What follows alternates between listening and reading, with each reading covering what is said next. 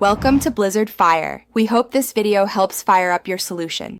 In this video, I will explain how to change oil in your Toyota RAV4.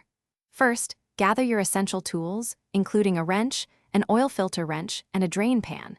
Make sure you have the correct new engine oil and a fresh oil filter ready. Park your vehicle on a level surface, engage the parking brake, and allow the engine to cool down for safety. This preparation ensures a smooth and efficient oil change process. Now, let's get to draining the old oil. Carefully locate the oil drain plug, usually found at the bottom of the oil pan. Position your drain pan directly beneath the plug to collect the used oil. Using the correct wrench, carefully loosen and remove the drain plug. Allow all the old oil to completely drain into the pan, which typically takes several minutes. This step is crucial for a clean oil change. With the old oil drained, it's time to replace the filter and add fresh oil. Use your oil filter wrench to remove the old filter.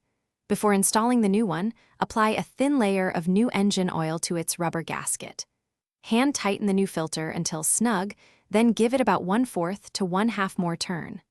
Finally, pour the recommended amount of new oil into your engine's oil fill cap.